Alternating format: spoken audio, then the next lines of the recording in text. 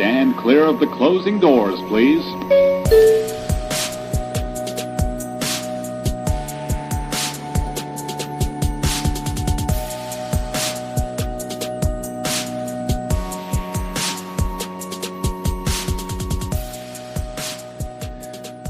What's up? What's up, people? Welcome to the TV Terminal. My name is Adam Vale. I'm a senior editor over at thecoalition.com. And my name is Lawrence, aka A Punk with Toys, and all those fun social medias that we all waste time on. Exactly. And people, just some housekeeping. Thanks for the new follows. As you know, this is a new channel for both of us. Thanks for the subs. If you do the likes, just talking to us outside of the channel, just asking, hey, what's going on? What is all this? It's great. As you know, this is something that we've been wanting to do for a while, and here we are. So big thanks to everyone for that. Also, just to clear things up, because I did get some questions about this.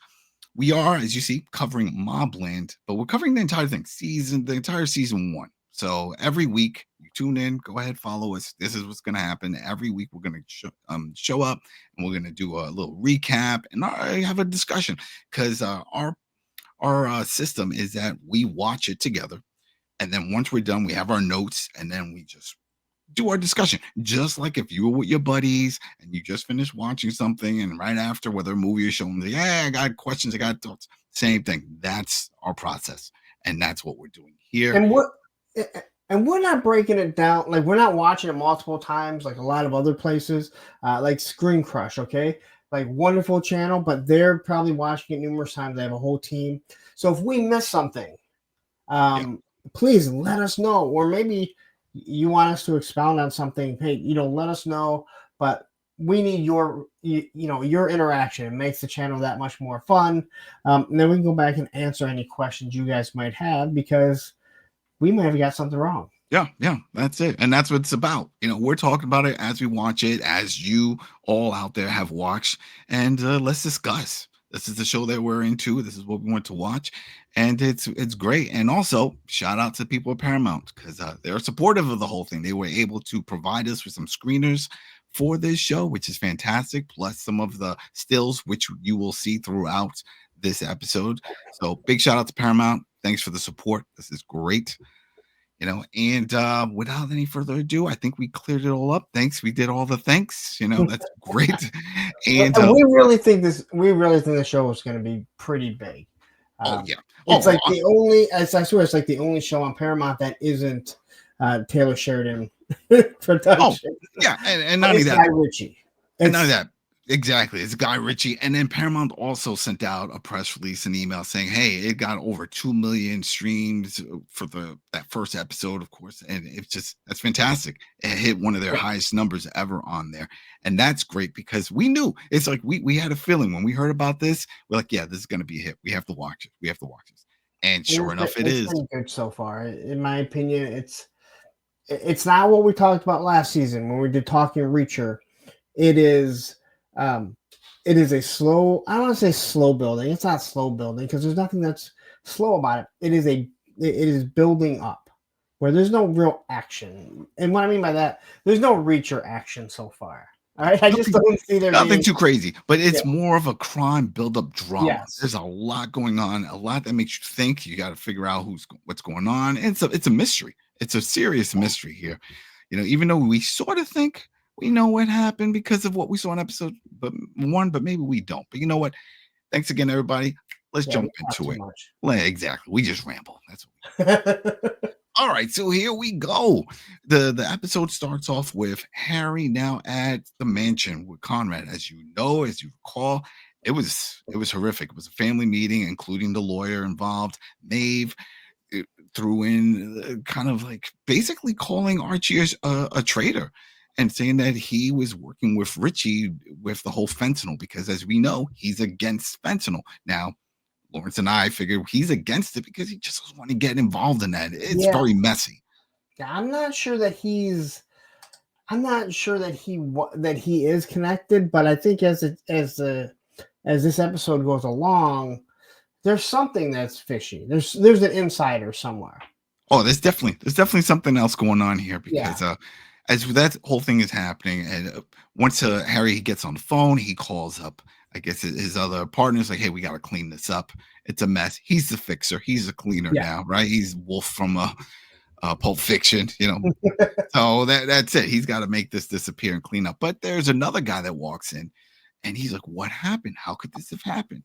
Because also what we find out, might as well just bring it in here, because the question that we had is, what's the relation with Archie and Conrad, right? Yeah. The whole story, we thinking maybe cousins, something. No, they're just childhood friends, and it comes up. They've been mates since they were kids. Like, there we go. Now we know that. So what triggered it? And Harry's, he's focused on the And job. yeah, he's focused on like these curtains have to go. We have to pull this up. And the guy comes in and he kind of makes up like this thing's like 100 years old. And he's like, and then he asks, but he's not asking about the blood stain. He's asking about what happened. And he says, "Don't worry about it. That's not Yeah, your job, yeah. you know." It's not your job. Not your job. But then Harry, he looks at Kevin and he asks Kevin, what happened because he needs to know he needs to know what's Mhm. going on. And this is Okay. very interesting. And you brought this up, and I'm sure the viewers out there who just watched this episode, I don't think we've seen anything like this. Like we've seen where you jump into next Yeah. a second episode and it's like, oh, previously on. We get that, but to have the show then when it jumps in, he recaps the whole scenario of what took place. Yes. From like step by step. Oh, Conrad dad went to the bathroom and then Maeve went up and called him a traitor to his face. And then she moved to the side and dad came back. And I noticed he had a desert eagle in his back. I'm like, and I think my mom, was in on it because she just got up and moved away. She knew it was about to go down. It was all planned. And he did the recap. And that was very interesting. I loved it because it wasn't the Dukes of Hazard last week on the episode. This happened Mhm. or on the A Team, like when they would have the to be continued. I just thought it was really cool because here you had Kevin recapping, that end scene and exactly what happened because that is really the buildup of because there's two things that are happening here. That's one of the main things. So he explains everything to him. So now we know Harry knows everything that is going on there. Yeah. And I have it here written down because I'm pretty sure. But then after reading my notes, I'm like, man, did it really happen in that type of a fast cut? The next scene is back at Harry's house, right? With a police raid. That's what I Well, have. no, Listen, do you have something else? we get Conrad and Oh, yes, yes, yes. Conrad going Right. into it like or laying down talking to Maeve. And I think Mm, this is where we really see that Maeve seems like she's the one that is really running the operation. She is the sinister one in many, many ways. And I think we see this later on during this episode. we were I had mentioned it before when we talked about it. From Sons of Anarchy, Yes. Clay's Emma. wife, Emma. There's Gemma. Yeah, definitely Yes. gave me those Peggy Gemma Bundy. vibes.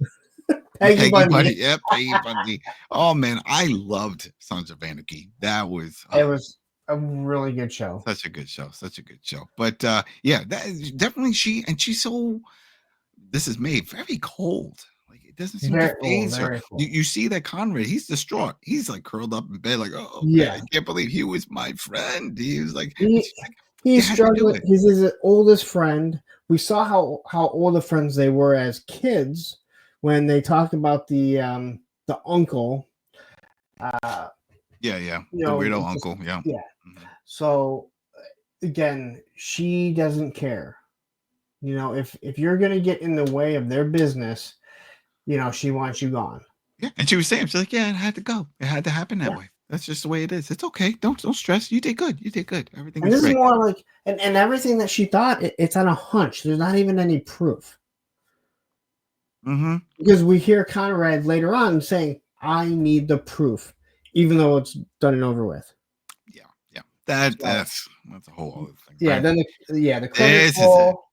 Yeah. Yep. So the credits roll, and then we have Then that's when we have Harry in the bathroom washing up, washing his hands, I guess, finish doing all the stuff, Yes. Archie stuff. He's at home and he gets a flashback. And then we see that how he got involved. Looks like he Yeah. was in his teens. And he Yeah, when was, he meets Kevin. yeah, yeah. They were buddies way back. Yeah, so whenever they meet, and he kind of explains who his father is, and that's when we kind of get an idea, like, all right, he was brought into this. Man, and if that's the case, he's been with them pretty much his entire life. Yeah, because they were young. They Yeah, looked like they were late definitely. teens, maybe early 20s. Yeah, this wasn't one of those like, oh, I was in my late 20s, 30s, whatever. I was in and out of Yeah, trouble, and then I got part of this game. No, it looks like, yeah, from which schoolyard. explains why Conrad would have so much trust in him. Yeah, yeah. Yeah, Probably because he almost sees him as a son. He's yeah, always which been is there. that's how much all the how much trust he had with Archie. And then the next scene, that's where I have, okay, here we go with the police raid. And Yeah. the police just burst in. They don't knock. It again brought up memories of adolescence that we were talking about before. It's Yes. the same type of situation happened, but in that situation, the dad is panicking. What? Oh no, you got the wrong house. You got the wrong house. Nope. Harry's cool as a cucumber. His He's wife been isn't through this even before. like his No. wife isn't even, and even the daughter's like, Oh, she's throwing Yeah. jazz bad breath cop, and she's throwing all this stuff. She doesn't care. It's like they've been through this before. And even the officer, he after a while, after they do the screaming, all he sort of calms down. It's like, all right, well, let's go. Come on, we did our job. All right. well, that's Yeah. the guy that he talked to in the other Yeah. in the first episode, that is either on the take or he's willing to feed him some information. Yeah. Yeah. But And we don't know how much Jan, that's Harry's wife, how much she actually knows of what he does. She does know who he works for, which I think everyone would knows that he's one of the top dogs when it comes to organized crime. Yep. So then the next scene actually cuts off, and we see that Kevin's in a car, and then we see Richie pulls up, takes out a gun, basically threatens. Kevin is like, "Hey, I want my son Tommy. And I'm gonna go and I'm gonna get your boy, and I'm gonna get Eddie. I need answers." Again, this makes sense, but it's just so crazy that this is. I mean, if anything, I don't know. Is this me overthinking it? But I was like, man, at that point, for Richie, just open up the car, grab Kevin, drag him in. Pull him in your car. But I guess he's still honoring that he was giving. Remember, part of the meeting that he had with Harry to give him time to go and find his son, because clearly Kevin doesn't know. You don't see him. He hasn't asked for the time yet. Yeah, no. But when they were having the first meeting at that 50,000, oh yeah, remember there, and that's when he said, "All right, I'm gonna go find out what's gonna happen," and then it's all up to him, because as we get into this episode later on, that's when he said, "Your time is up. You said you were gonna have this figured out." Yeah. So that's that whole thing. But that was pretty interesting. But then this is where we get into back to the scene where Harry is with Fisk, right? That's the detective that's in charge of this case. Detective Sergeant DS. Yeah, Detective DS. Fisk. Yeah, exactly, right, Fisk. And he's over here trying to shake him down, like to turn him. You really think you're going to turn Harry? Now, it's clear that the police department know who Harry is. They know his role. They definitely know Conrad, and that he's a crook. So it's not like one of those things like, no, that's an upstanding business guy. No. They know. They just don't have enough to pin on him. Yeah, Fisk pretty much says, hey, the squeeze is coming. You can either be, you get caught up in it, and you don't have the resources. And he doesn't say this, but he's like, you don't have the resources to take us on. He's going down. So this is your chance to get out. So there's something, because we saw Harry call Fisk earlier in the last episode. So there's got to be something going on. Like there's something obviously between the two of them, whether he's on the take, but he doesn't seem like he's on the take, because it sounds like he wants to take him down. Yeah, that was that brings up some questions, because the other thing is, how does he know so fast what happened with Yes. That's the big question here, and that becomes a big part of the story also. But then what also is surprising is that the lawyer shows up. The solicitor. The solicitor, right? That sounds so sinister. You're a solicitor. I feel like it's those people knocking at your door, and you're like, I don't want to change my energy, okay? Exactly. I'm fine with DTE and consumers energy. Okay, I don't want to switch it. Go away. And that's how us in America, that's how we see solicitors. When we hear that term, it's like, oh, the people over here trying to sell me stuff or whatever. But no, that's That's a their term lawyer. for a lawyer. Yeah, for a lawyer. So and we realized and that was a question that we had from the first episode when we were just the writing down the blonde notes. was. Yeah, who is she? Who is she related to? That is And Vron is her name. Vron Stevenson. Ron Stevenson. VRON. I think I'm saying it right. I don't know. That's fine. That's fine. We'll just call her the lawyer. The lawyer. So she shows up. We saw that she was at the party, so she's clearly in the inner circle. She knows what's going on. I mean, you don't get any closer to that. I mean, you know what? When you think about it, when we see all these crime dramas, and whenever, let's say, a lawyer is dealing with their client that they know is guilty, they always say, "Well, do you want to know?" No, I don't want to know. Don't tell me. I don't want to know. Not this one. This one sat in and witnessed the murder and didn't freak out, didn't just run out. It's like, no, it's all right. All right. So she shows up and she says, don't say anything pretty much. She's going to handle all this. And then the fish starts mouthing off about the whole thing. And it's like, listen to what I said. Remember what I told you. I was like, come on now. There's no way, especially for us, for what we just saw from the flashback, now that we know the deep connection Harry has with the family, there's no way. There's no way he's going to turn. So it's not like one of those type of shows where it's like, oh, they're going to pressure him and that's how you're going to bring the big boss down because he flipped. And no. I don't see that happening at all in this show, ever. Yep. But, then we see, he gets released and he calls, Zosha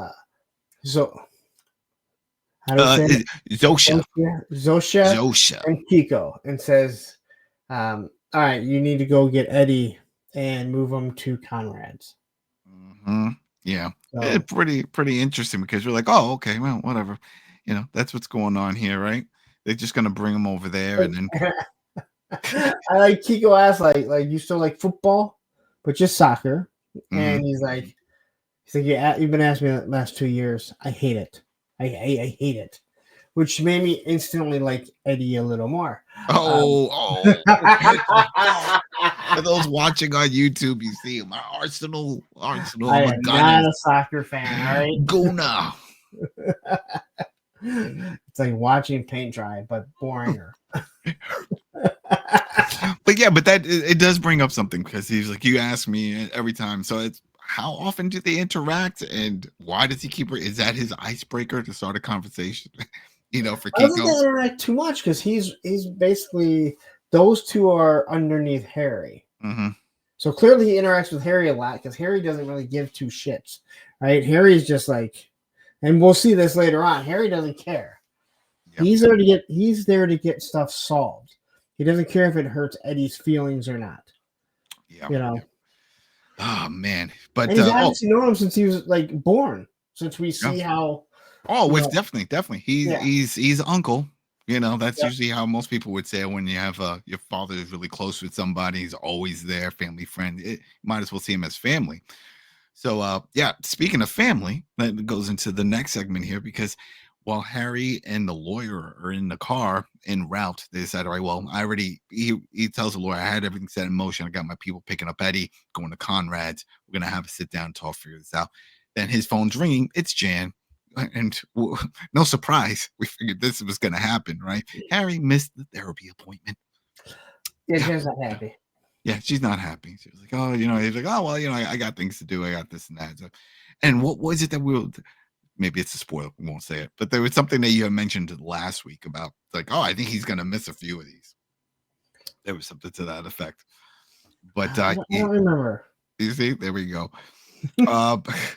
I can barely remember what I did earlier today. All right. There you go.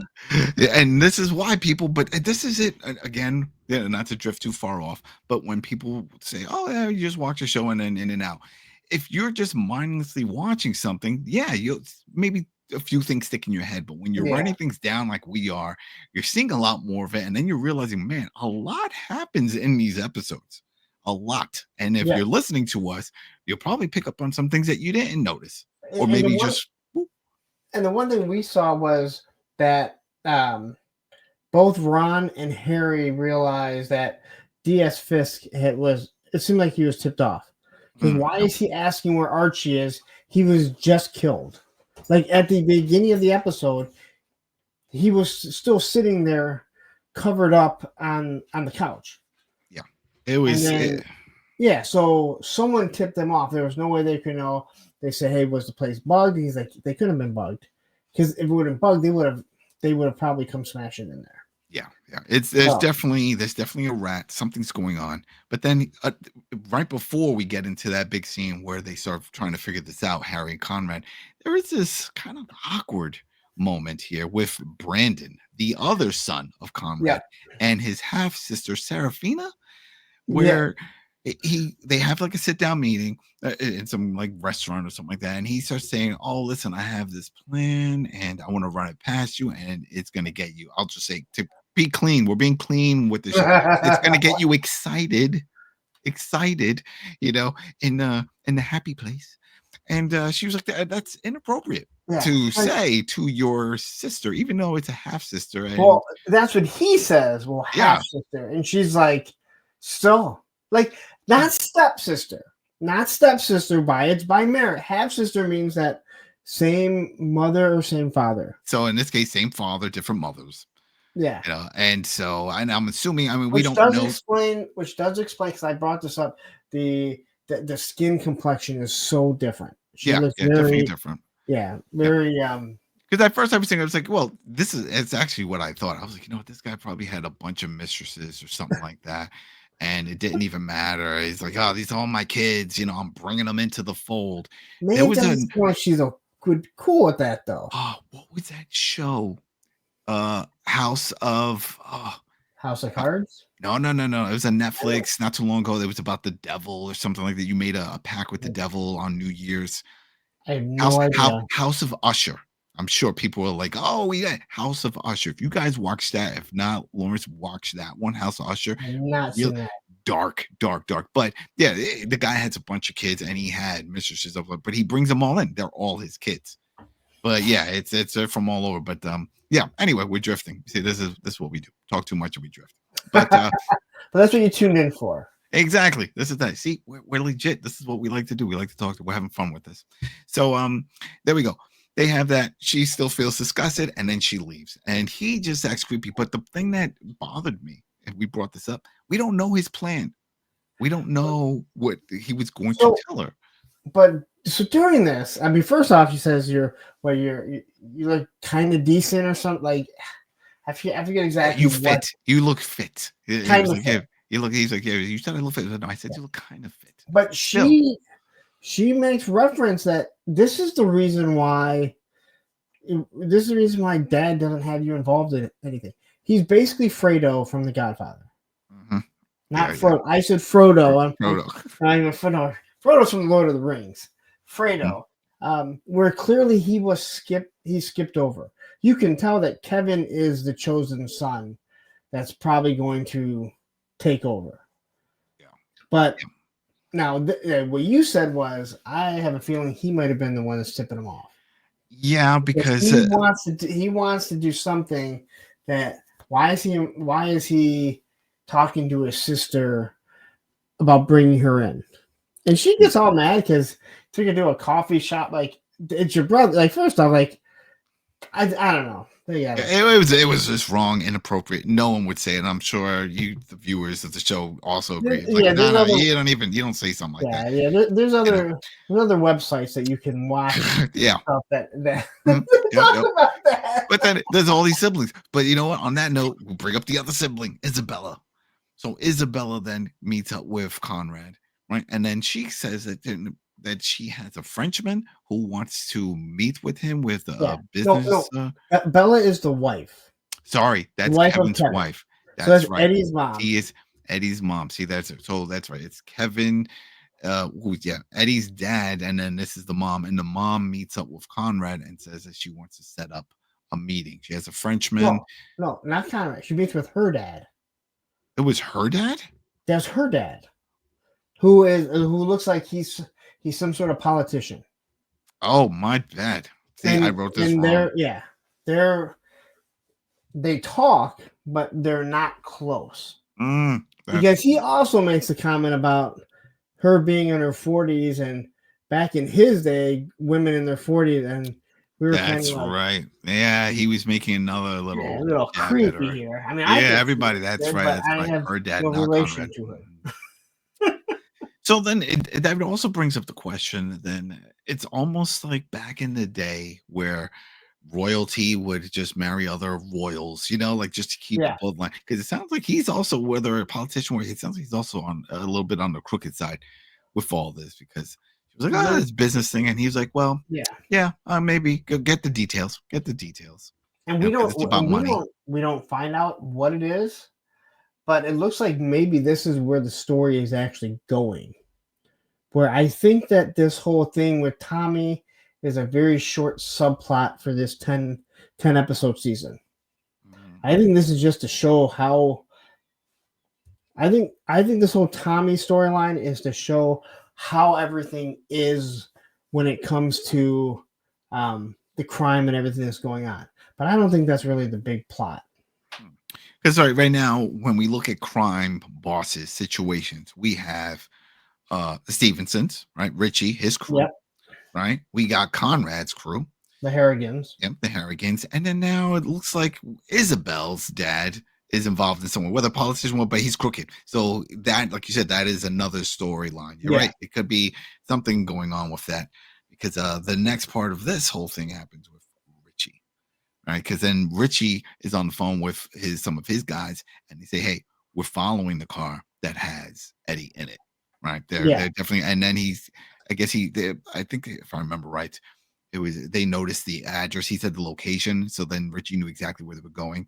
yeah. But it's funny because it's a car. It's like a few guys on bikes, Yeah, so motorcycles. So I thought there was two cars and one guy on a bike, but they only seem to dodge one car. mhm. Um, And then the two bikes. Yeah, that's the thing. I didn't see, but it definitely, because another guy gets knocked off or he gets lost, yeah, and then we get the big one. But a wild car chase. That was a fun one. I always like it car was, chases. but it wasn't over the top. You know Mhm. what I mean? It wasn't the Born Identity, but you know Oh, what? If the Born Identity was on right now, it was on my TV, I wouldn't be talking to you oh because man. that's one of those movies. I'm sorry, like, Oh, nothing oh, it's tops. on. I have to watch it. Well, it's 3 o'clock in the morning. I have to work at 6. It doesn't matter.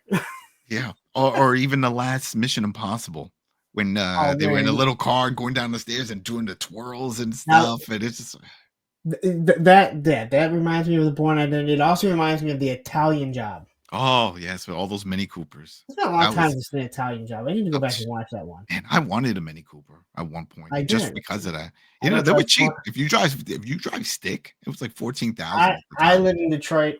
We don't drive foreign cars. You see, all right, that makes sense. my dad worked for Dodge Truck. The rest of my family worked for Ford.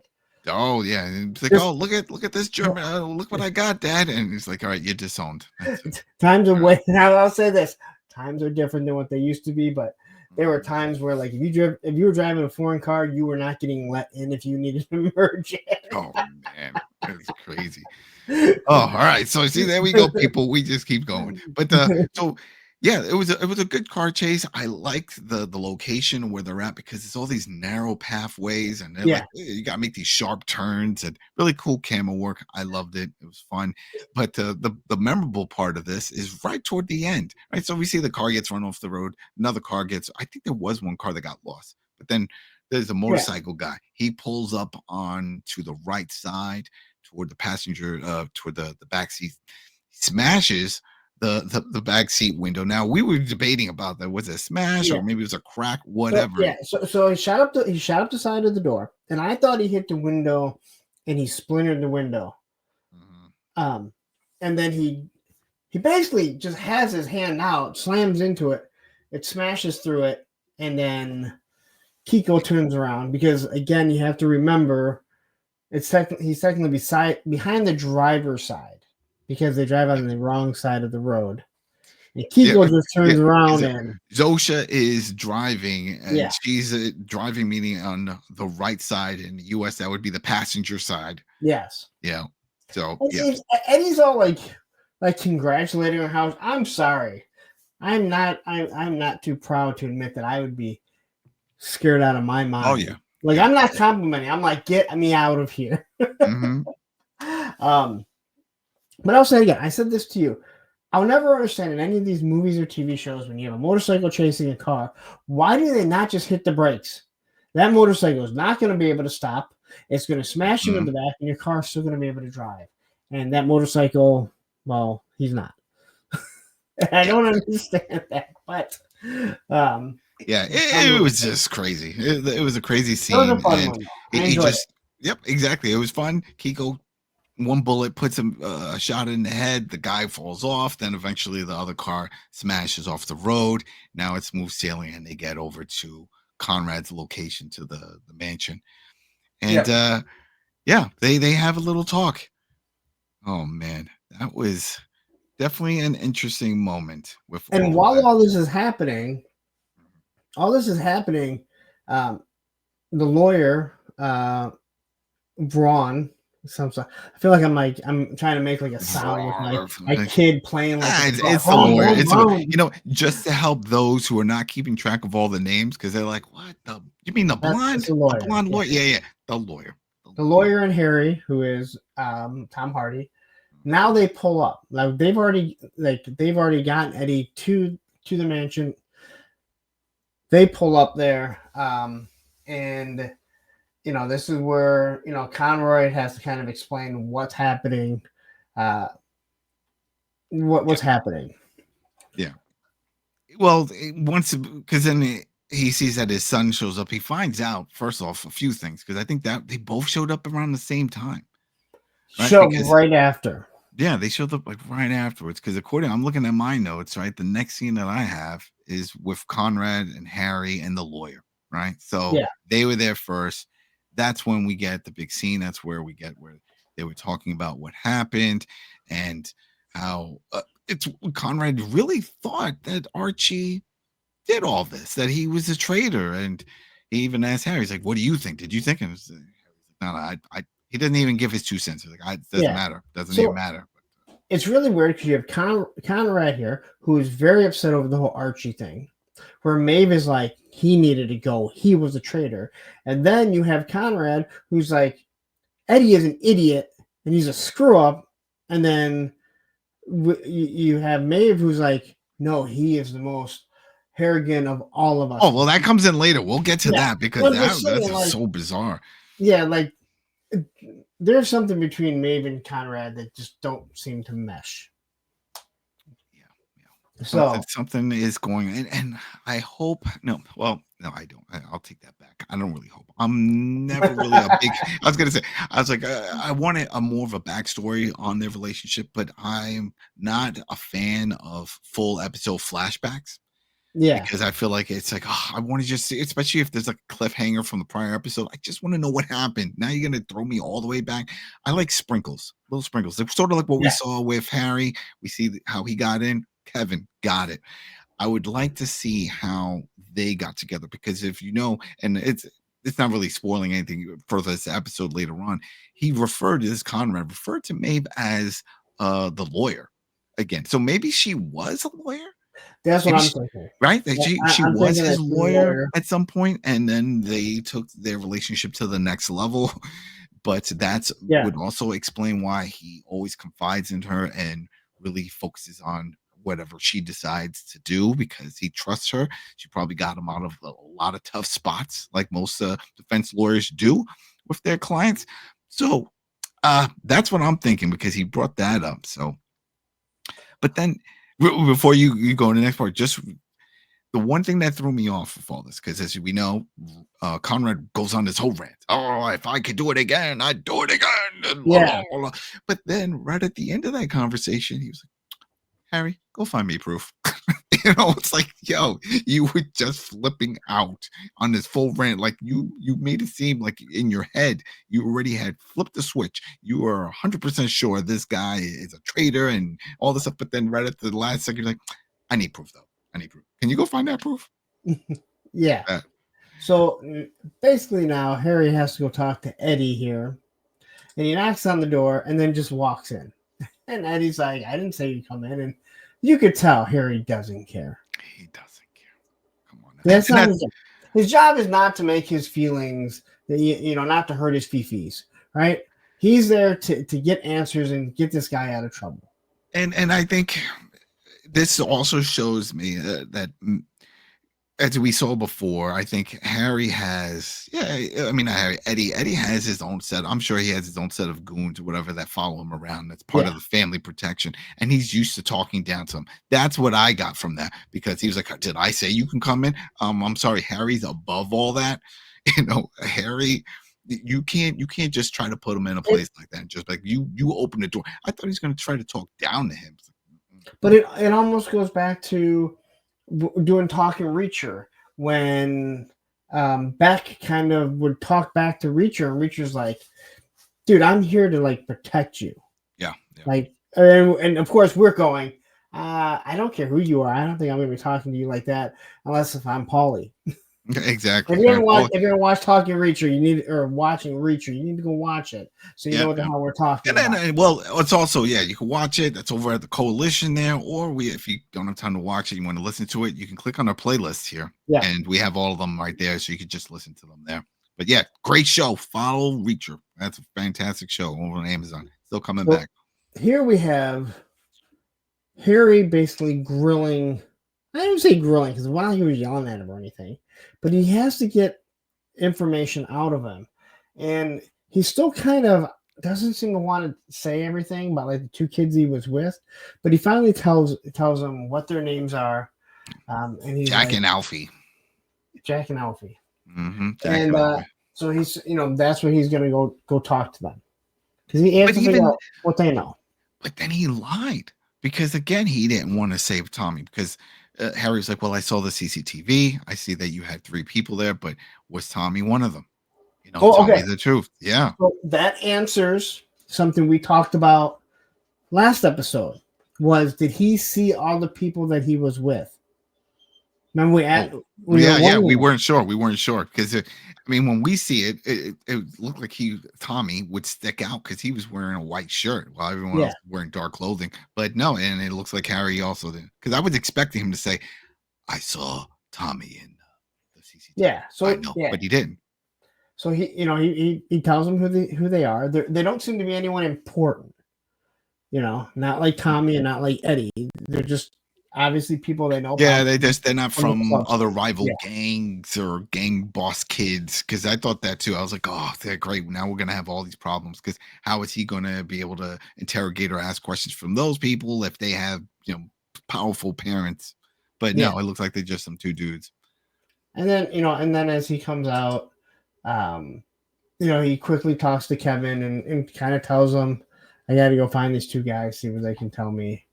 And then we have Kevin calling his wife, Bella, and just kind of giving her an update on what the hell's going on. Yeah. That was an interesting call. Because it's like there's so much going on at this point. And especially with Bella, because she has her own agenda. And I don't know if Kevin is aware of the whole thing with the Frenchman and all that other stuff. Yeah, and earlier, if I remember correctly, Conrad is asking Kevin, did you tell anyone else? And he's like, no. Yeah. And I believe Kevin. I don't think Kevin has let, like, she knows that they're part of something, not good. But I don't think he's telling her all the details and didn't say, he killed Archie right in front of us all. Yeah. Lawyer, yeah. Oh, wait a minute. Did it? I take it now. Okay. If you remember last episode when they brought the lawyer in, Maeve had an issue with the lawyer. And I was thinking that it was one of the, like, Brendan's wife or something. Or Brandon's wife. That's the thing. We were trying to figure out. And now we know why. She doesn't want, because she's not, exactly. She's not family. Yeah. She's not family. If she's a lawyer, she didn't like her being the lawyer that was brought in. So now it kind of makes sense. You know what? Now that brings up another question. Because did Maeve have all that planned out prior to the meeting? Like, if that's the case, oh, why'd you bring the lawyer? Oh, it's good to have a lawyer around. If see, Conrad said something to that effect, Yeah. and I think his Maeve had it all planned out. She was going to tell Conrad, Well, "Oh, Archie's a rat," and remember, like she said, it was like, see how his face changes when you mention the fire. well, of course she had it planned out. They named the episode after what she Oh said. yeah, oh yeah, yeah. Well, we know that after the fact. We know that after the fact. Yeah. It goes back to when I'm watching a show with my kids and I go, "Why didn't the cameraman help out?" And my kids look at me and I'm thinking, "Yep, you get the same jokes that I got from my dad." Yep, there we go. Why is the cameraman just watching? Why are they not helping? They could have really helped. So let's see. We got some different things going on set in motion. We know now Harry is en route to go smooth things over with Richie. That's what he says. Like, all right, let me go talk to Richie. Yeah, that goes over really well. Right? Yeah, we see how that's going. And then we have this scene with Isabella with Antoine. And it looks like he is it the Frenchman that she was referring to? Because then he says my people are trying to set up. Well, so I think it is. I do want to say I have code named Harry and his two buddies, the Three Amigos. The Three Amigos. They should be a crew. If anything, they just from Harry's crew. You know, unless one of them passes. Yeah, Three Amigos. Now, if we see them do the dance. They see them do the dance. Well, they're all pretty laid back and comfortable regardless of the situation, because even after that car chase they weren't too thrown off, and they're like, yeah, this is how our life is. They're all very calm, and I really like Kiko. He just doesn't really say much. When he does, sometimes he's speaking another language. I like his demeanor. Like, I like him as a character. I don't know how long he's going to be around or if he's going to be around the whole time, but I hope that Harry's crew kind of sticks around. So yeah, and a reminder, people, we don't watch ahead. Like I said in the opening, we watch the show, the episode at hand, and then we discuss it. So it's all fresh in our minds, and we can just link it all together and not have like bits and pieces that come from other episodes. There's too many other people I know that it will just, I watch all this, and then you get things mixed up, and then you'll throw into a comment that was like another episode. Yeah. So Harry goes to see Richie, and this is where we actually see bodyguards. Like, if they want to take him out, there's nothing he can do. Even if he did have a weapon, there's so many people there, they're not getting out. He goes down to talk to Archie, or not Richie. You hear Richie's on the phone with his wife. She's distraught because he was like, "You got to calm down." This is at this point, what Tommy's been missing over 24 hours. Yeah, just over 24 hours. And I want to say, unlike Reacher, time makes more sense in this show than in Reacher. Right? Because Reacher, we had a lot of issues. I don't have a lot of issues with the timing here. Oh no! All right, and because they're focusing on time. Yeah, they're focusing on it because as soon as he walks in, as soon as Harry goes down into the basement to meet him, and like I said, he was on the phone with his wife, and he says, "Your time's up. You said you were going to have this off. Where's my son?" And he needs more time. Yeah, and this is, he kind of explains why he needs more time, which makes sense. They're being very, they're not being. He says, "You either produce Eddie here. He's the last person saw my son alive, or he's the last person saw my son. They don't know they don't know he's dead." And then he hands him some pictures, and it's a bunch of pictures of his daughter. Oh yeah, yep, Jenna. And I was really wondering what was going to happen here. I'm like, is he going to just lose it? He's very calm. Oh, this was a very intense moment because he gives. At first, it was throwing me off. He was like, "I'm going to tell you a story," and I was like, "Oh, is he going to tell me something about some crazy thing he did?" No, he's saying something that could possibly happen, and to Harry's daughter, saying that she'll go for a Whopper or something. Yeah, and then, it was weird. Yeah, basically saying, if I don't get my son back, then your daughter's going to disappear. That's the gist of it. But okay, we get the threat and the whole thing. But man, this was very telling of what type of person Harry is, because he's just like stone-faced staring at him, at Richie. And then the camera work is fantastic here because it like zooms in on his face, and he's just like, zoned out. And he to the point that it's like you're thinking it's just us seeing that, but then Richie seeing it, he's like, "Are you still with us?" It's Yeah. like he was like, and he was like, "Yeah, go ahead." It seems like Richie, he's overreacting to this because of how his wife is acting. I Of feel course, like if she wasn't saying anything, he would be way more understanding and like, all right, you know what? I'm going to give you 2 days or whatever. Like, not that he doesn't care about his son, where she was so distraught over it in the last episode. yeah. He's pushing. He's like, I'm going to, if I don't get my son back, I'm going to break your heart. I think it's a combination of things. I think it's that, but then also he feels that Conrad and especially Eddie has something to do with it. He Yeah. thinks the worst. I think he doesn't want to say it, but I think he feels that they were involved, and that's why he's like, just bring him to me. Just bring me my son. He doesn't say find him alive or else. He just wants him, which is telling me that he may think at this point his son is dead. And we do have Harry saying, like, you don't want to start a war, with the Harrigans. They don't want to start a war with you, but that's exactly what they're planning on doing. Yeah, yeah. They don't want to, but they know that it's going to. But then also Harry wasn't in that meeting in the first episode where Conrad and Archie were discussing business opportunities. And that's when Conrad brought up the fentanyl. And he's like, no, that's Richie. He says, we'll go to war. He's like, then let's go to war. Yeah. He's already mentally prepared for that. But Harry doesn't know this. So he's trying to Harry's smart enough. No, they're getting into fentanyl. They're going to war. I'm looking. Again, I still don't understand why they're so into the fentanyl thing, but yeah. Where is it? I wrote it down because he made at that point when Richie was staring at him, at Harry, and he's like, "Are you with us?" And he said something where I'm looking. He's like, "Oh, wait, I wrote it down." He says that he sees something. He had a vision, with an unhappy ending, right? Or something like that. Yeah, he was like, I just had a vision of He's like, oh. All right, and then this is why it's a big thing because I don't think that vision of that he was having was of something bad. I think it was of what he was going to do to Richie. I think because he uses his name. Like, he uses Harry's name and Jenna's name. Right? Did he mentioned? Yeah, he mentioned Jenna. Well, he knows uses their names, but no, I mean, for Harry when he was staring at him, and he said, "Remember, he said I just had a vision because Richie was like, are you with us?" And he was like, "Yeah." So he's just zoomed. He pretty much saying, "Go ahead, fine. If something happens to them, I'm killing you." Harry probably didn't make it any better in the first episode when they had the meeting because he's like, "You're a cunt."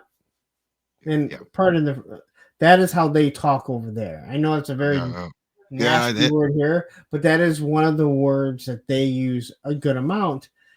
And he basically just said, why are we going to go into this? I wouldn't work for you. I don't like you for so many reasons. Yeah. He wasn't threatening him. He was just telling him. So maybe had he not done that, it wouldn't have been so, there wouldn't be so much animosity. And there we go. I found it. Right? It's like, I just had a vision and had an unhappy ending. And that's Harry telling Richie. So he definitely, and I mean, that was his way of throwing a threat back at Richie. I was like, go ahead. All my relationships, the unhappy ending. Yep. But it's funny because then right after that, though, this is where I have it written down here, where Harry goes to have a talk with Jenna, with Jane, where they have their conversation about what's going on because he comes home, and the first thing, because obviously it's on his mind, it's like, where's Jenna? It's like, oh, she's out, it's fine, this and that, but we need to talk. Room. Yeah, but that's real. She was in a room. Yeah, she was in a room. Oh, okay, all right, good. And she basically starts talking about seeing the therapist and all this stuff, and it's like, all right, whatever. Then, she's like, I saw a therapist. How'd it go? Not good. It was couples therapy. Yeah, exactly. But he knows the answer to this because he no-showed. You know what I mean? It's like, oh yeah. It's like, yeah, I went and played tennis this morning. Oh, how was it? Not that good. You were supposed to be on the other side and you just showed up. You come play with somebody else. And in this case, the therapist didn't say it was all your fault and you need to figure things out or give you tips on what I need to do. Hey, we could do a handoff message system. No, I'm Yeah, too busy. But this was an important part because at first I was like, very okay, important. let's see. Very important because a lot happens here.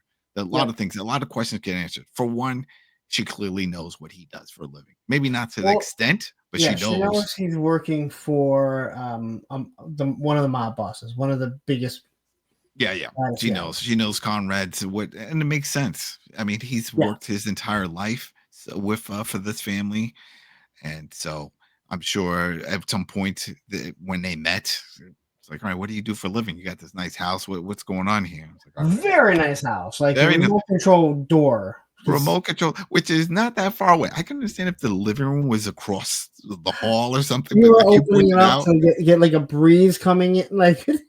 oh Yeah, I yeah, made a comment to him like, did he really like he couldn't just like the rest of society open up the sliding door and go out? But maybe this it doesn't. What if it yeah, doesn't even do that? Maybe the only way to open is with a remote. You don't have a remote, you can't open that door. break glass to Yeah, that would break glass to exactly. emergency exit. Oh, Uh, but it was a fantastic scene. It was fantastic. I especially like that view. Nice house, very nice oh, house. But that's when she mentions that she also went and saw a solicitor. a He's like, solicitor. and he's like, we don't need a solicitor for what? They don't say it, but we get it. She's going to file for He divorce. seemed to talk her out of it really pretty quickly though. Well, I think it's It's more not, out of fear because he says that he's working on something and this whole thing, and Tommy's missing. He starts sprinkling some things. She yeah, clearly knows who Tommy is. So she was like, are we in danger? That's the reply. yes. Are we in No, danger? no, no. They flat out lies. Yeah, straight, straight out. I They mean, flat out lies. yeah. And then that's the one part that I was like, wait a minute, really? I mean, think about it. This dude just threatened your family. I would think if anything, say, you know what? No, not now, but how about you go visit your sister? I'm just making up somebody out of town. You know, take Gemma too. Go. Now, Both of you the go on way trips. that I took that was when I took that as he either um, knows that he can find out where Tommy is, or he's going to deliver Eddie. Yeah. No, no. That's kind of how I got it. Like one way or another, like if he can't find out who, like where Tommy is, he's going to deliver Eddie. He's not going to let his family, his daughter, be God knows what, right? That's kind of how I took it. But we don't. Yeah, I don't think we're gonna have to get there.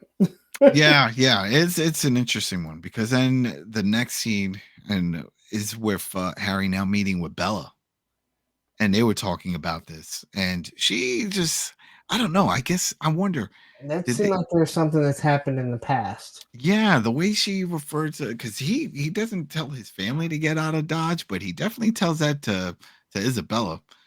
You Well, know, he to tells her to get a hotel, get a room in the hotel that she's in, and she said, "Yeah, I will if you'll come stay with me, protect me."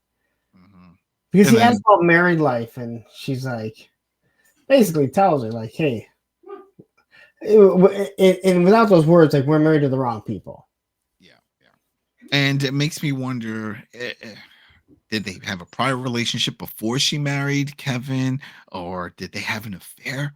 Could that have That's what I'm. happened? Right? That could That's have what I'm definitely thinking. happened. Something like that And happened. she's trying to, Roman's trying to figure it out too. He's Roman's like, that was what I thought. Hey, buddy. yeah, yep, yep. So it was definitely, there's definitely something else. And that's what I love about this show because it's throwing all these little sprinkles here and there that can definitely lead off to other things. We already want Yeah. to know the connection between Maeve and Conrad because their dynamic is some weird balancing issues there with that. And then now, look, there seems to be a backstory with Isabel with this one and Harry. But the next part, and this was another comical one, and this is where Zosha and Harry they go to meet up with the two friends. Very important, though. Yeah, Very Jack and important. Alfie. And I want to say this. We talked about when we were watching Reacher, there were some things that were thrown in that were like, all right, that was filler that we didn't need to see. I thought this was done very well because you can see these kids as he's asking questions, they're telling everything that they know. Yeah, yeah. They're You being know, straightforward. They're not like, I'm not saying anything. What do you mean? No, no, no, no. They're being really straightforward and polite. yeah, Even when we say, very, oh, hey, very mate, I'm polite. not your mate. I'm not your mate. Like, oh, okay, sorry. Okay. Ooh, sorry, sir. But they confirm it. They're like, no, Eddie knew who he was, and he's like, "You're sure?" He's like, "Oh yeah," Yeah, because he they was with watched them. yeah, They and they were there. Yeah, because it goes. I said before, like there was only supposed to be two, and he was like, "Hey, who cares?" You know. So he knew who he was. Um, so that's He why he was definitely going to cover up everything that was going to happen. that, and they weren't lying at all because they saw. Well, we saw, and what they Yes. didn't is that they didn't see where Tommy went or how he got out. They don't know. They know that they took off in one direction, and after Eddie stabbed the guy or gave him a good jab, he he ran off in the other direction. They lost track of Tommy, Yeah, so and they they don't weren't too know. concerned with getting back together. No, Like that was it. The party's over. The night's over. They're going home. They're done with it. yeah, So that was very interesting there. So that at least we know that much. I was thinking that they would have said, "Oh, maybe we saw something that we didn't," but no, that was not the case. They did not see it. And then what was it? he Harry gives gives, he gives him like $200 or whatever, something like that. He tells him to get something, and then says, "Get off my car." get a Which is cheesecake, get get a a piece of cheesecake. cheesecake, and get it off my car. Very comical. It was Hmm. very comical, and not in the Reacher style where. But he would have Yeah, said something like that, but it'd be much drier. yeah.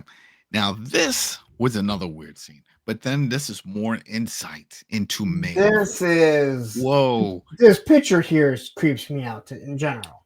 Yeah. So Maeve goes into the room to see Eddie to comfort him. He's distraught. Mm, A lot has happened, between all the stuff of this blood on him and not really coming clean of where that blood came from. And then, of course, the car chase. So she sits down next to him. She has, puts his head on her chest, starts rubbing and starts talking to him. Oh, it's going to be fine. But the key parts of this, like she says, how did it feel when you stabbed that guy? It yeah, felt good. It felt good. And it's like, oh, okay, that's good. That's good. Do you have any Coke? It was like, what? No, I don't have any Coke. Oh, and then it's just like where some people like to put money, up in their brazier area. No, she pulls out a little baggie of Coke. Oh, look what I have here. yeah. Okay, What? I'm glad I never had this type of relationship with either of my grandmothers. Yeah, Um, yeah. That was same here. Same here. it was a little, and this is where we're getting the whole this is kind of there's a lot of stuff going on, and Mhm. this is why I feel like I wouldn't be surprised, and I could be completely wrong because we haven't watched it, we don't know if there is a split up between Maeve and Conrad by the end of this. They both seem Mm. to be on a little bit of opposite ends of how things are done. And she seems to Eh, be pulling a yeah. lot of strings. Yeah, and then that's what makes you wonder about this because she's definitely pulling a lot of strings. Yeah. Definitely pulling a lot of strings, and it's more than just strings here because here it is. She's giving out drugs to her grandson, and I can only look at that picture for so long. yeah, that's it. That's it. We They, moved on they, from there. they screen captured that at such the perfect point, and I don't mean that in a good way. Yeah. It was definitely a weird thing, but I have also here where she does have that meeting with Conrad. This is Maeve and starts talking about how she was just with Eddie, and she basically tells Conrad she sees him as the future of the Yeah. family. When he's like, he's an idiot. Da, da, da. No, you don't see what I see. No one sees what I see. Basically, what she's saying is she sees someone that's ruthless. She The says fact, he's more, or he understands Harrigan more than being a Harrigan more than anyone. And yeah, he's like, and including you, he's that like, type of whoa, thing. yeah. And then that's 'Cause- when he was like, try to remember, was it I'm the judge and you're the lawyer? Yes. So I think there's more to that story than I think there's more of the story between the two of them than anything. Uh-huh. There's a lot. There's definitely a Yeah. lot. Oh man, there's a lot going on. I'll in the closing, I'll just bring it up. But so here we go. So now we get to the other part here where it's headed to the club. Yeah, and Right? this is Yeah, this is very interesting. This was another interesting action moment because we got Harry. He shows he's got a weapon on him. Kiko has one. Zosha, same thing. She's packed. So they head over. The bouncer's there. It's like, hey, what's going on? He shows the Yeah, gun. He's like, well, we see it like they just walk right by everyone, and they walk right to the bouncer, and then we get this here, where he just sticks a gun in his chest, yeah. on his stomach, and he's like, all right. He goes in there. There's another bouncer there, which it seemed kind of weird. Like, who now is working the door? Yeah, who's working the door? It doesn't even matter at this point because maybe the guy goes back to I don't know. Everybody, it's a free for all. Everybody come into the club. We got Prodigy, Breathe playing in the background. It's a remix version. Everyone's dancing. Oh, we got the lights. It's a club. They're partying. But he goes straight to the bar, and that's where this manager is. Whether he's a bartender, manager, doesn't matter. He's the one that Harry had talked to before, and he's yep. So. And when he was talking to the two kids, they confirmed, because he even talked about like how good looking he was, like shape of his face and everything. And they're like, yeah, that's him. He's like, that they knew each other. He's like, oh yeah, like he definitely knew who he was. Mm-hmm. So he gets there to the bar. The bartender or the boss is who he is, and he has his back to him for quite some time. And then he finally gets his attention, and he reaches over. Oh, actually, he doesn't get it. He gets his attention by reaching over the bar, grabs him, and slams his head into the bar. Mm-hmm. Now, with the lights and the music, and he's just starts slamming him, throws him in the back, grabs some of the bottles, starts smashing them, all the bottles on him. One of the bouncers tries to come in, and when he turns around to hit him, he swings at him with a hammer, which doesn't go well. And then Harry grabs it. He has his hand in it, and he smashes one of his hands. Oh, man. You and I both screaming. Went, oh man. Man. And then at this point, that's when Harry bucks off some shots to clear the room. That's it. That's party's over. Club's over. Yeah. They get to the streets. Or Kiko did, I think. Oh, it was Kiko. Somebody. Kiko's just keeping them at bay while he's, he gets behind the bar. Like I said, he's throwing glasses on them. It's a bloody mess at this point. Yeah. And then he says, "Where's Tommy?" And this was a shock to me. I don't know about you because we didn't talk about this, but when I wasn't expecting this answer here, and he's like, "Take it to him." Whoa! I didn't know. At this point, we have no reason to think that the owner or the boss of this bar had anything to do with Tommy's disappearance. Last time we saw Tommy was when Eddie met up with him by the water, and Eddie kind of like grabs him around his, but it didn't make any sense because Eddie, remember, he threw the weapon in the water. Yeah, so and that was it's a key part there because if he would have used the weapon to kill Tommy, we would have seen him throwing it in the water after Tommy wasn't in the picture, but he throws it in the water before Tommy's taken out of the picture. So I wasn't expecting the bartender to have anything to do with this, but we were definitely wrong. Oh, man. Were we wrong? Oh, man. What a scene. So he takes him to the back, and he goes in the back, and there's a trunk. And he looks at him, and he's like, there, and he's a whole bloody mess. And he's just like, just glance over. So he looks over. And you can tell the chest is not very big. It's on the size of a coffin. So me personally, I think he's smashed in there. Mm-hmm, mm-hmm. And Harry opens it up and he says, "How long did that take?" Yeah, he looks at it and then he closes it and then he goes back to him and he's like, he says, "How long did it take?" He's like, "You did this? You did?" And then that's when he's like, "My dad was a butcher." So even though it's not showing you, it's letting you use your imagination, but you get little glimpses. The shrink wrap. Okay, what's shrink wrap? Oh, wait a minute. It's not that the body contorted in there. The dad's a butcher. That means he chopped them. Yeah, so he tells Kiko to go look. Kiko opens up, and this is now when we see Tommy. Yeah. Well, what's left of Tommy. Yeah, Tommy in pieces. And he's all saran wrapped, which kind of makes sense when he says, "My dad was a butcher." And this is when like, well, you know what? He's bringing the last person that knew him to see Richie. which again, we have no context on why he would have done this. But he did say he killed him. Yeah, he did it. He did it. So the question now. So there you go. Rolling credits. It's over. Now here's our thoughts, people. So this is our thoughts. Let's get into this. I'm thinking that Eddie did have something to do it because we can't rule out the fact that he had all the blood on him still. Where did all that blood come from? We know it didn't come from doing the quick jab and the run, and that he probably paid off because it happened at the club and paid that guy off, the club owner, to just make this problem disappear. Yeah. That's what I'm assuming happened here. Because Tommy was not happy about what he did. They were just trying to he just wanted to hang out. Yeah, he just wanted to hang out. I'm still surprised with that they're even friends since their dads are rival gang bosses. They're not friends anymore. No, definitely not anymore. What was that one show that was on the History Channel? I think it was based off some of the McCoys. What was the Oh yeah, the two families that were.